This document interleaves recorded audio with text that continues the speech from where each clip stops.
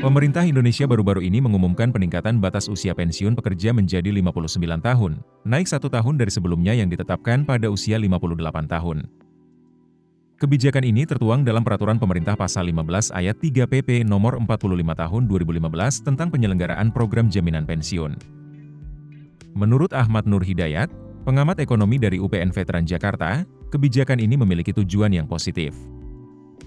Dengan memperpanjang masa kerja, pekerja dapat memperpanjang iuran mereka ke dalam program jaminan pensiun, yang pada akhirnya meningkatkan cadangan dana pensiun dan nilai manfaat yang akan diterima saat pensiun. Namun, ada beberapa tantangan yang perlu diperhatikan. Tidak semua pekerja, terutama mereka yang bekerja di sektor yang membutuhkan tenaga fisik, mampu mempertahankan produktivitasnya hingga usia 59 tahun.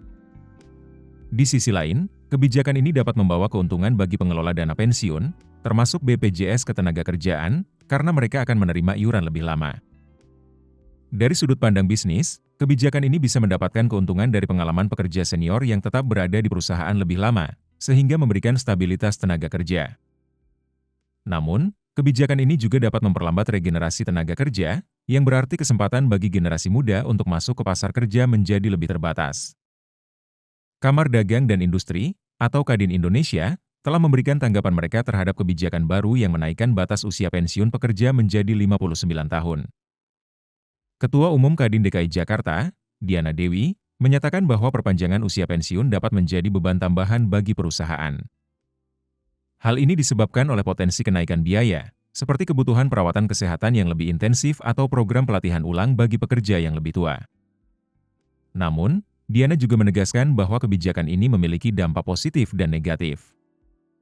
Salah satu dampak positifnya adalah memberikan tambahan waktu bagi pekerja untuk mempersiapkan tabungan di masa tua. Selain itu, pemerintah juga diuntungkan dengan waktu lebih panjang untuk menghimpun dana pensiun. Di sisi lain, dari perspektif perusahaan, kebijakan ini memerlukan penyesuaian. Banyak perusahaan cenderung mempekerjakan tenaga kerja muda karena dianggap lebih menguasai teknologi terkini. Diana menyebut bahwa sikap pengusaha terhadap kebijakan ini akan bervariasi, tergantung pada kondisi masing-masing perusahaan.